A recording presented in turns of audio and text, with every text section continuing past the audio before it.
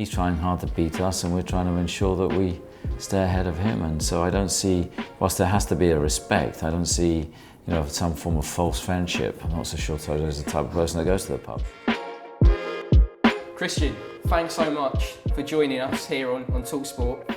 First thing first, an incredible start to the season for yourself and the team. What have you made of it so far? Look, it's been an amazing start to the year for us. I mean, to have won all 9 races so far. Matches our best ever run in Formula One, and we couldn't have even imagined that coming into the year. So we just want to try and keep the momentum going for as long as we possibly can. I mean, if I'd have told you at the start of the season you'd have won all of the races so far, what would you have said to me? Would you have believed me? I would have kicked you out of the office. I would never have believed you. I mean, particularly after the challenges of last season, but the way the whole team has responded has just been phenomenal. And what I suppose has been the key to Red Bull's success and dominance in F1 over the last couple of seasons? Well, I think it's been all about the people and the way they're working together collectively as one team, as one unit, as one group. I mean, has been just absolutely outstanding. So the whole team has just raised itself to a new level. And I suppose to caveat that, what would you say to some of those naysayers on social media and some of those pundits who say this season hasn't been so exciting because Red Bull have been so dominant? Well, look, I still think there's been some great races, and I think inevitably, with stability and rules, teams will always catch up. So it's not going to last forever. It is going to change. And we saw a great race in Austria last weekend. I think that the others will start to close the gap. And the best way to do that is to leave regulations stable. And we're expecting certainly a harder challenge in the second half of the year. Do you ever think we'll see another season like 2021 where the championship comes down to the final race and even the final lap? I think 2021 was one of the all-time great races or one of the greatest championships in Formula One's history. It was like a heavyweight bout from the first round in Bahrain through to 21 races later in Abu Dhabi, where they were just split on win difference, lining up first and second on the grid. So it was a phenomenal season, tense, controversial, hugely competitive, some great racing. So one that I certainly won't forget for a long time. And I mean, you've got 2 fiercely competitive drivers at the team at the minute in Max and Sergio. Obviously, there are times when we've seen some of it spill over. There's been a couple of near misses, as we saw in Austria at the weekend. I mean, how do you handle that in 2 fiercely competitive drivers like those two? Well, I think just with honesty between the two of them as well. I mean, they both do a great job in terms of talking with each other and just talking about any issues that come up. We saw it following the race, the sprint race on Saturday in Austria, where immediately after the race in Parc Fermé, they're already talking about what happened here, why did that happen? And so they've got this honest relationship with each other, and that makes life a lot easier. And I mean, for yourself, what's your leadership style like? I mean, someone like Sir Alex Ferguson was renowned for giving some of his players the hairdryer treatment. Have you ever had to do that with any of your drivers in the past? I think very seldomly. I mean, I think that every driver's different. They're all different personalities, and some need an arm around the shoulder, some need a different approach. But they're all different, and I think that my role is to get the best out of them and to understand what their frustrations, what their issues are. How do you do that? How do you get the best out of a race driver? I think by giving them an environment they feel confident in, by giving them confidence, by them feeling that everybody believes in them, then I think all these guys are great drivers. They're all fantastic drivers, and it's the last little margins that we're talking about, the big pressure moments and how they deal with pressure. I mean, how would you describe your relationship with someone like Toto Wolff at Mercedes? Can you ever be sort of friends with your rivals in sport? Well, I've never been a believer in that, because I mean he's trying hard to beat us, and we're trying to ensure that we stay ahead of him. And so I don't see, whilst there has to be a respect, I don't see some form of false friendship.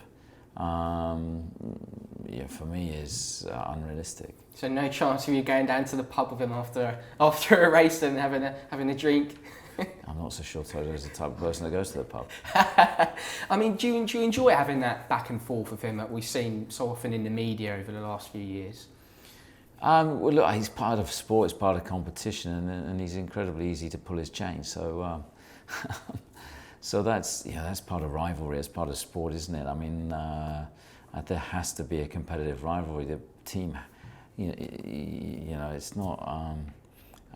It's not a garden party. We're there to compete. We're there to win, and every member of the team knows that. And the team that want to beat us the most are the ones that are just up the road. And do you embrace that the most, having that rivalry? And I suppose everyone in this factory, working hard to beat your rivals and be at the top of the game for such a long period of time. Yeah, I think it's important that people feel that rivalry, and I think that drives people on to perform even better. And that's always something as a team. We're still a race team. We're still a competitive, sporting team, and we want to win. And what about your relationship with someone like Lewis Hamilton? I know he's never raced for you, but you surely must have a huge amount of respect for everything he's achieved in the sport. I mean, huge respect for Lewis. He's achieved the most successful driver of all time. I mean, what his records speak for themselves. They're huge. At the same point, he's a rival, but there can still be a respect for everything that he's achieved, and also outside of the cockpit as well. The way he's highlighted issues on equality in race and so on. I think he's done a tremendous job as an ambassador for Formula One. Do you think him and Max could ever have been teammates if they'd have driven together or been on the same team? That's like saying, could you have two centre forwards playing for your favourite football team that are both hugely competitive and hugely talented? I mean, it would be unrealistic to put those two in the same team. I mean, Lewis has had lots of speculation about his future over the last couple of years. I mean, would you have ever let someone like Max's contract negotiations play out in public as much as Lewis has done with Mercedes over the last 2 years? Well, it's strange because you keep being told, and I keep seeing it through the media, it's just a matter of days, and that's been going on since February. One can only assume there's something fundamental that they can't agree on. I mean, certainly, we don't tend to conduct our negotiations through the media, but it's usually a couple of conversations around the table and the job's done. So I don't understand why there has to be something preventing that from happening. I mean, let's move on to Max Verstappen. What is he like to work with? Because you've worked with some great drivers here at Red Bull down the years, like Sebastian Vettel, David Coulthard, Mark Webber. How does he compare to some of those? Well, he's just an outstanding talent. I mean, his natural ability is one that I haven't seen before, and I think that his dedication and commitment is the same with some of those top guys you just mentioned. I mean, Sebastian was one of the hardest working drivers we ever had. So I think that Max has just got this raw ability, but on top of that, he's just got this hunger and determination that sets him apart. It's never enough. It's like that one extra point in Austria. He wanted it. He wanted the clean sweep, and you have to admire that in his drive and personality. I mean, not many drivers would have done like that. You said in Austria, coming in when he's so far ahead to go for that extra point. Do you feel like we're seeing greatness before our eyes in Max Verstappen? I think so. I think that we'll look back in time and see just what he's doing. I mean, it's remarkable what he's doing and the level that he's operating at, and the manner in which he's doing it. I mean, he's a very honest young guy, and the Formula One fame and fortune hasn't gone to his head. He's still the same guy that walked in here, 7 years ago. I mean, could he surpass Schumacher, Hamilton? Could he pass all of those in the future? I don't think he's looking too much at those statistics, because that depends on so many things that he's going to have to. We're going to have to provide him that kind of car, but we're providing him a great car at the moment, and he's, boy, is he using it. I mean, here in the UK, there's obviously a massive swell of support for Lewis and Lando and George Russell. Do you feel like Max is appreciated as much as he should be in the UK for everything he's achieved? Probably not, but that's normal. I mean, he's seen as the rival. He was the guy that beat Lewis to the 21 title, so I don't expect him to get the warmest of response in Silverstone this weekend, because it's going to be full of Lewis and Lando and George fans. But I think they're also a respect. I mean, he's an out-and-out racer. He's a competitive driver. he's entertaining when you watch him drive, and I think there's also an appreciation for that. Can you remember the first time you met him when he was probably a young boy, a teenager? What was it that stood out for you that made you think, I want him to be a racer for me in the future? Just his confidence. His confidence the first time we put him in a car. You could just see that he just exuded. I mean, he got out of the car and he wasn't even shaving. You know, he was just an incredible, you know, self-belief in his own ability. I mean, some of these drivers, when they're young, they predict, you know, I'm going to be a world champion. Did he tell you there and then, I'm going to be F1 world champion one day? No, he didn't. He's never said that, but you've just felt that belief that he knows he can do it. And in terms of the future of F1, what does the future look like? I know you've been very vocal about potential rule changes in the coming years in 2026. I think Formula One's in great shape, and I think the sport's never been stronger, and I think we've all got a responsibility to get 26 right. The popularity in the sport has skyrocketed. I'm sure the competition and the racing is going to get closer and closer. And I just think we've got a great opportunity in 26 to make sure that, you know, these cars are even more impressive and the wheel-to-wheel racing is even closer. So let's see. I mean, there's been lots of headlines about some of the things you said about the future in 2026. Can you just explain to some of our listeners why you are potentially so concerned about some of the rule changes that might be coming in? Well, look, first of all, take away any self-interest about whether or not it helps our plight or not as an engine manufacturer.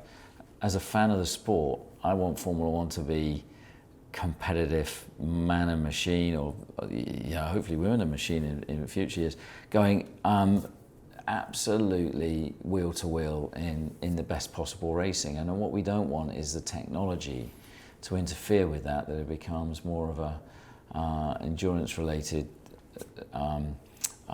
strategic race, that it's not about out and out, you know, wheel to wheel racing. And I think there's an awful lot of good stuff that's going on for 2026, and we just perhaps need to look at only a small element of the regulations that won't have a material change to the product, but to the output could be massive. And I think that you know, we're seeing through our simulations some limitations, and we're sharing those with the FIA, and hopefully other teams will see the same and agree. Now let's come away from F1. I want to talk about one of your other passions with you, Coventry City FC. Came so close to gaining promotion to the Premier League last season. Are they going to do it this year? Look, I mean, they came so close. They really deserved it. I mean, what a cruel way to go out on a penalty shootout the way they did. I thought they played so well this last season. So look, hopefully they can go one better and you know, make it through without the stress of the playoffs.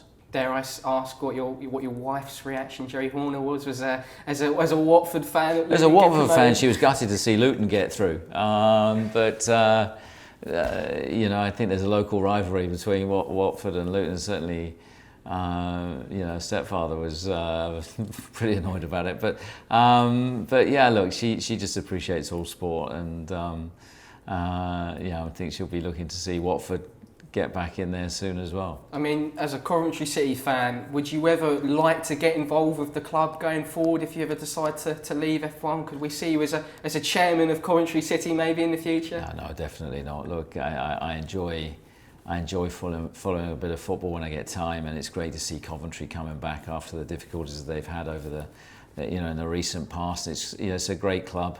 It's obviously a great team, and hopefully they can go on and achieve some great success in the next season. Thank you so much for your time. We really appreciate you joining us. Thanks a lot.